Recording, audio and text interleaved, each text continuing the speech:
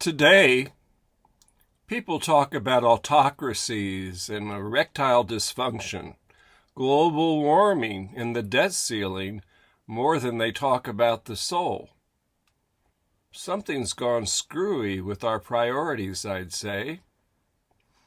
Not that the other things are unimportant. Anyhow, being an old school guy, I thought to give you a few poems that speak of the soul.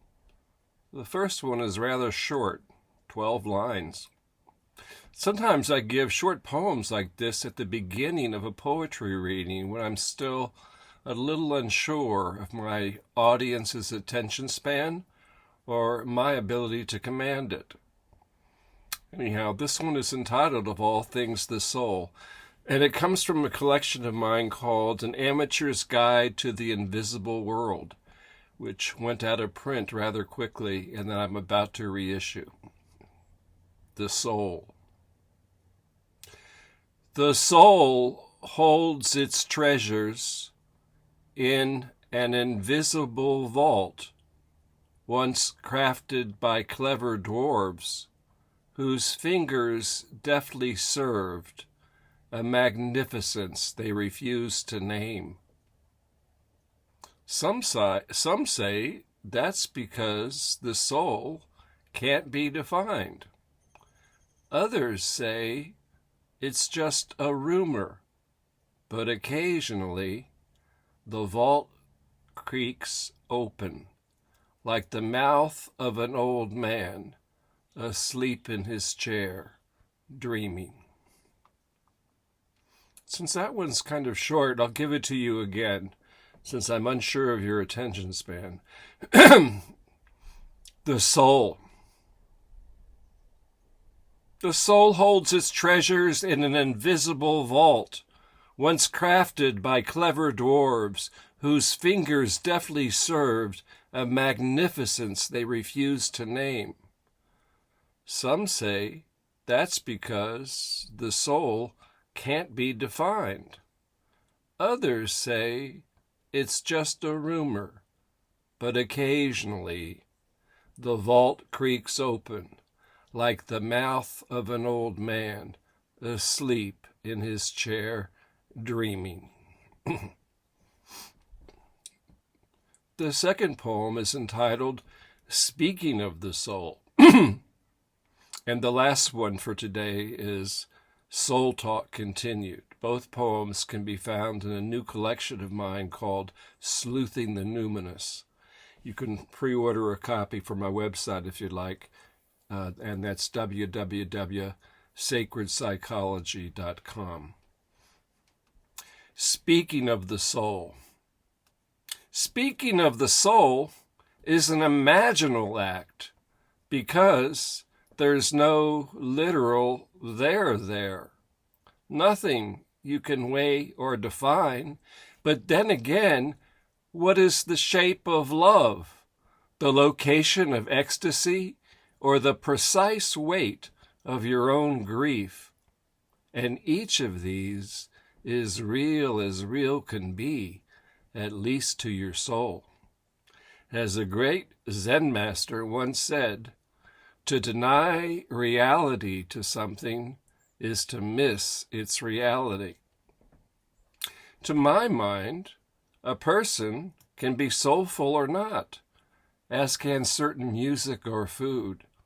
Places, like old cities, can have soul too. And you'd have to be blind not to see something soulful in the eyes of a dog that you love.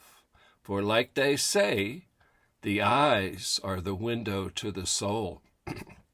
But since soul seems so hard to conclusively define, I'd be a little cautious about denying soulhood to anything. Even Trump and Putin may have souls, even if theirs seem deadened, like they've undergone what a root canal is to teeth.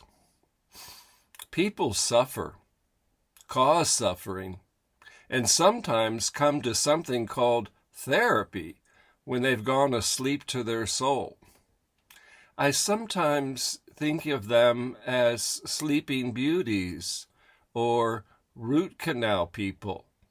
They are capable of driving a Porsche and holding jobs, conversations, even public office, while moving through their lives, deadened yet alive. Their numbers seem on the rise. And perhaps why zombie movies are so popular today, for they mirror something about the soul.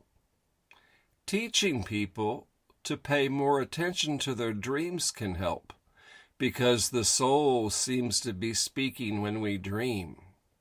And this dream speech is a language of metaphors and analogies, and so you can't understand the soul if you take its wild narratives too literally. The soul, in this sense, seems to be metaphysical, because it doesn't exist in the physical, more obvious way, like a chair.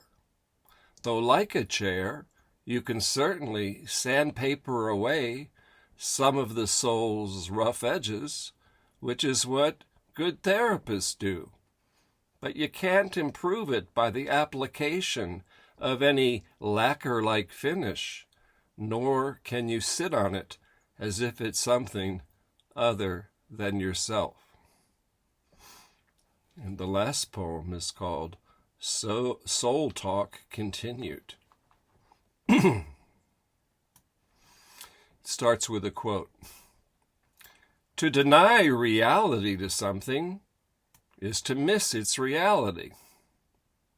In recently yakking about the soul, I quoted the above two lines from the earliest existent Chinese Zen document.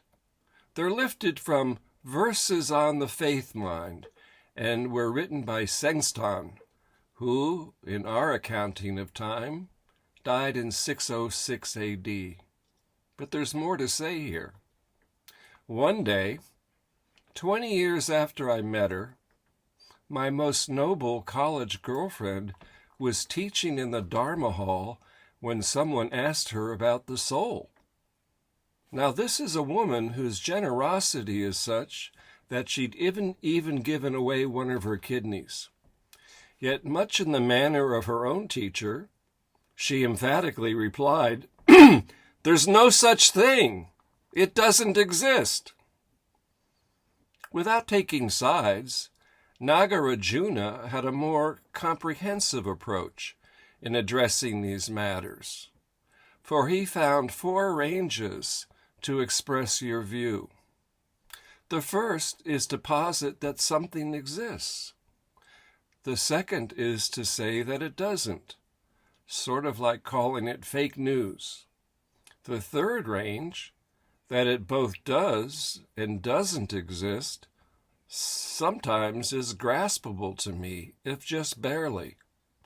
But the fourth range, it neither exists nor does it not exist, is harder to get a hold of.